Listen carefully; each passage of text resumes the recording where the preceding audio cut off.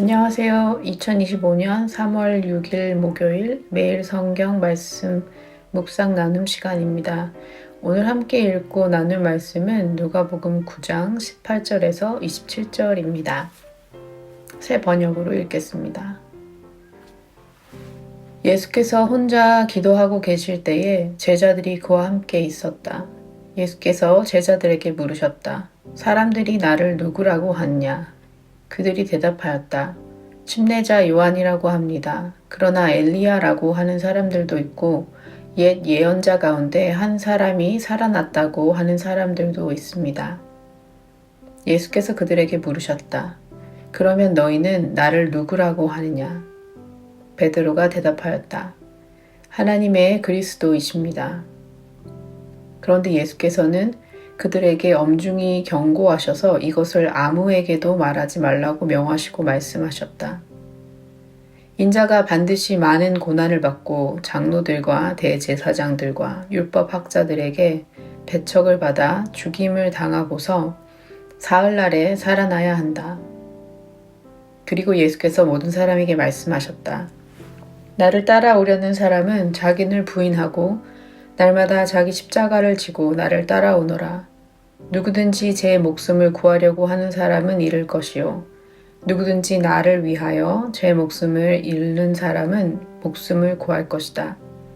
사람이 온 세상을 얻고도 자기를 잃거나 빼앗기면 무슨 이득이 있겠느냐. 누구든지 나와 내 말을 부끄럽게 여기면 인자도 자기의 영광과 아버지와 거룩한 천사들의 영광에 쌓여올 때에 그 사람을 부끄럽게 여길 것이다. 내가 진정으로 너희에게 말한다. 여기에 서 있는 사람 가운데는 죽기 전에 하나님 나라를 볼 사람들이 있다. 5,000명을 먹이신 놀라운 기적 이후 예수님은 조용한 곳으로 가셔서 홀로 기도하셨습니다. 혼자 기도하셨다는 기록을 보니 아마도 많은 사람들이 모여있던 자리에서 벗어나 한적한 곳에서 하나님과 깊이 교제하는 시간을 가지셨던 것 같습니다. 그리고 가까운 곳에 여전히 제자들이 있었습니다. 누가복음에서 예수님의 기도는 매우 중요한 역할을 합니다.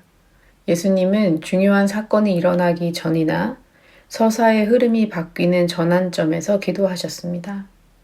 예를 들어 세례를 받으실 때, 12제자를 부르실 때, 베드로가 신앙을 고백할 때, 변화산에서 변모하실 때, 감람산에서 체포되시기 전, 십자가에서 숨을 거두실 때 등 이처럼 예수님의 기도는 하나님의 계획이 이루어지는 중요한 순간마다 등장하며 앞으로 펼쳐질 사건들을 예고하는 역할을 합니다. 기도를 마치신 후 예수님은 제자들에게 물으셨습니다. 사람들이 나를 누구라고 하느냐? 아마도 제자들은 사람들이 예수님에 대해 나누는 이야기를 들었을 것입니다. 그래서 이렇게 대답합니다. 침례자 요한이라고 합니다. 엘리야라고 합니다. 예선지자 중 한 사람이 살아났다고 합니다. 이러한 반응은 앞서 헤롯이 가졌던 질문과도 비슷합니다. 많은 사람들은 예수님을 뛰어난 선지자로 여겼지만 그것만으로는 부족했습니다. 예수님은 단순한 예언자가 아니라 하나님이 보내신 메시아, 곧 그리스도셨습니다. 그러자 예수님께서는 다시 물으셨습니다. 그러면 너희는 나를 누구라고 하느냐? 베드로가 대답합니다. 하나님의 그리스도이십니다. 베드로의 이 고백은 단순한 개인적인 의견이 아니라 제자 공동체 전체의 신앙을 대표하는 선언이었습니다. 단순한 지식적 동의가 아니라 예수님과 함께한 시간 속에서 빚어진 신앙의 표현이었습니다. 누가복음에서 지금까지는 천사들과 귀신들과 같은 supernatural beings, 초자연적인 존재들만이 예수님을 메시아로 언급했습니다. 그런데 이번에는 처음으로 사람이, 그것도 제자가 예수님을 메시아로 고백한 것입니다. 베드로의 이러한 고백은 제자의 정체성과 사명을 보여줍니다. 제자의 삶은 예수님이 누구신지를 아는 것으로부터 시작되며 그에 대한 신앙 고백이 제자도의 출발점이 됩니다. 예수님은 제자들에게 이 사실을 다른 사람들에게 말하지 말라고 하십니다. 잘 이해되지 않는 명령입니다. 아마도 제자들은 예수님이 메시아라는 사실에 대해 아직은 온전히 이해하지 못한 것 같습니다. 당시 유대인들은 메시아가 오면 로마의 압제에서 이스라엘을 해방할 강력한 군사적 지도자로 오실 것으로 기대했습니다. 베드로와 제자들도 이러한 일반적인 관점을 가지고 있었을 가능성이 큽니다. 그래서 예수님은 그들에게 메시아의 또 다른 본질을 가르치셨습니다. 예수님께서 메시아로 감당해야 하셨던 십자가로 가는 고난의 길을 배제한 채 왜곡된 메시아 개념이 퍼지는 것을 원하지 않으셨던 것 같습니다. 그래서 이어서 예수님은 자신의 가셔야만 하는 길을 설명하십니다. 많은 고난을 받아야 한다. 장로들과 대제사장들과 서기관들에게 배척당해야 한다. 죽임을 당해야 한다. 사흘 만에 살아나야 한다. 예수님은 영광 가운데 오시기 전에 먼저 고난받는 인자로서 십자가를 지셔야 했습니다. 즉, 십자가를 통과해야만 영광에 이를 수 있음을 강조하십니다. 예수님의 이 가르침은 단순히 그분의 운명에 관한 것만이 아니라 제자들의 삶과도 깊이 연결됩니다.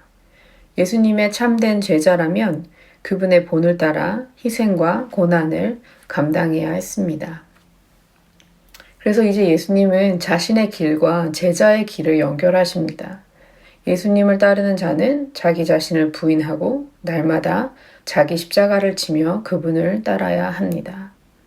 자기 부인이란 자신의 욕망과 계획을 내려놓고 하나님의 뜻에 순종하는 삶을 의미합니다. 또한 자기 십자가를 진다는 것은 하나님의 뜻을 따르는 과정에서 겪게 되는 고난을 기꺼이 감당하는 것을 뜻합니다.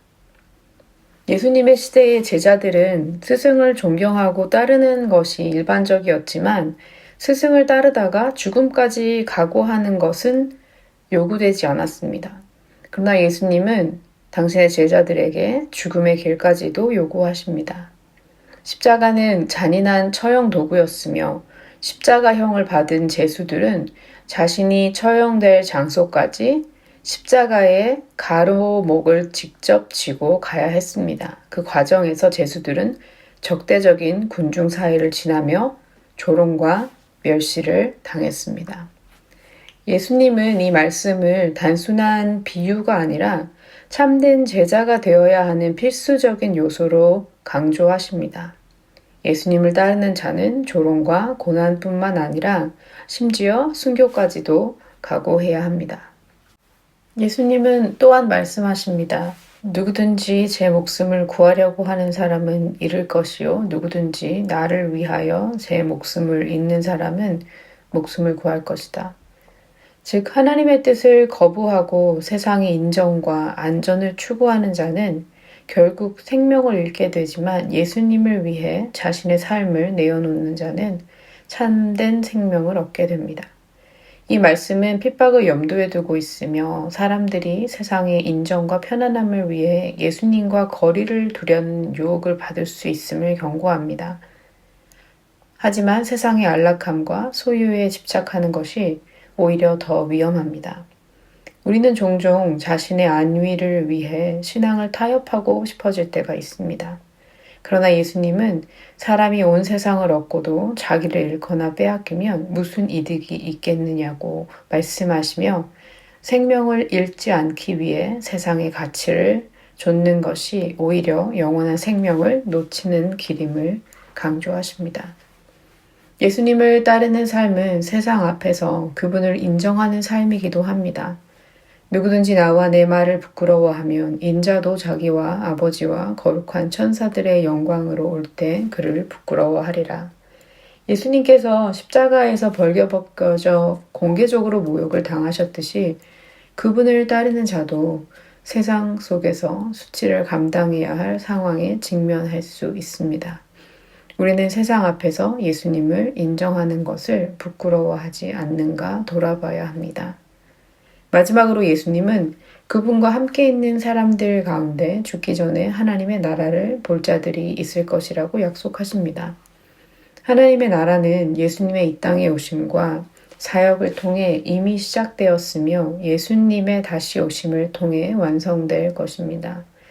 여기서 하나님의 나라를 본다라는 것은 여러 해석이 가능하겠지만 아마도 바로 다음 본문에 나오는 변화산에서의 변모 사건을 통해 하나님 나라의 영광을 미리 경험하게 되는 사건을 의미하는 것 같습니다. 변모 사건은 십자가의 길을 가시는 예수님의 영광을 드러내고 동시에 그 길을 따르는 제자들의 미래 또한 영광스럽게 될 것임을 확증하는 사건입니다. 예수님을 따르는 길은 결코 쉽지 않습니다. 십자가를 지고 가는 것, 생명을 잃어야 얻는 것, 인자를 부끄러워하지 않는 것, 이 모든 명령들은 제자가 감당해야 할 헌신과 희생을 분명하게 보여줍니다. 메시아가 이 세상에서 거절당했다면 그분의 제자들도 거절당하는 것이 마땅합니다. 따라서 예수님을 따르는 자는 이 세상과 그 가치관 그리고 세상이 주는 안정과 인정에 집착해서는 안 됩니다. 오히려 이 헌신은 날마다 지속적인 결단과 노력을 요구합니다. 그러나 희망이 있습니다. 몇몇 제자들이 미래의 영광의 한 조각을 보게 될 것이라는 약속은 현재의 제자도가 요구하는 시련을 견디게 하는 관점을 제공합니다. 메시아를 따르는 길은 어렵지만 그 길 끝에는 크나큰 소망이 있습니다. 그리고 이 소망이 있을 때 우리는 믿음과 사랑에 근거해 살 수 있습니다. 세상은 하나님을 경외하는 자들을 환영하지 않지만 구원은 자신의 정체성을 전능하신 하나님께 맡기는 자에게 주어집니다. 예수님을 따르는 길은 자기 부인과 십자가의 길입니다. 그리고 오늘날에도 우리가 감당해야 할 십자가를 생각하게 합니다. 세상 속에서 신앙을 지키고 복음을 전하며 공의와 사랑을 실천하는 삶, 이 모든 것은 희생을 요구하며 우리 안에 있는 나 중심적인 사고와 이기적인 자아를 내려놓고 죽이는 순교의 자리로 우리를 인도합니다. 그러나 십자가의 길 끝에는 부활의 소망과 영광이 기다리고 있습니다. 오늘도 우리는 예수님을 따르는 제자로서 신앙을 고백하며 삶으로 그 길을 살아내야 합니다. 오늘 함께 묵상한 말씀을 마음에 새기며 기도하겠습니다. 하나님 아버지, 예수님께서 기도하셨듯이 우리도 삶의 매 순간 기도로 나아가며 주님께서 허락하신 구원의 삶을 온전히 살아갈 수 있도록 이끌어 주십시오. 예수님을 하나님의 메시아로 고백했던 제자 공동체처럼 우리도 예수님이 누구신지를 깊이 깨닫고 알아 그 믿음 위에 흔들림 없이 서게 해 주십시오. 우리는 때때로 세상의 가치를 하나님의 나라의 가치보다 더 중요하게 여기고 잘못된 계산법으로 자기 목숨을 구하려다가 참된 생명을 잃을 위험에 빠지곤 합니다. 주님, 우리가 우리의 욕망이나 계산적인 삶을 부인하고 날마다 하나님의 뜻에 순종하는 과정에서 오는 고난을 성령의 도우심 안에 감당하며 자기 부인과 십자가를 지는 삶으로 주님을 따르는 제자가 되게 해주십시오. 그리고 이 고난의 길 가운데 하나님의 영광을 볼 수 있도록 해주십시오. 예수님과 그분의 말씀을 부끄러워하지 않게 하시고 세상 속에서 담대하게 그리스도를 드러내는 삶을 살 수 있도록 우리의 부족함과 우리의 믿음 없음을 도와주시기를 기도합니다. 우리의 삶 가운데 주님의 뜻이 이루어지고 당신의 나라가 임하기를 기도합니다. 하나님의 나라를 바라보며 영원한 생명을 누리며 살아가게 해 주십시오. 오늘도 우리와 함께 하시며 십자가의 길을 걷도록 힘주시는 주님을 의지합니다. 예수님의 거룩하신 이름으로 기도드립니다. 아멘.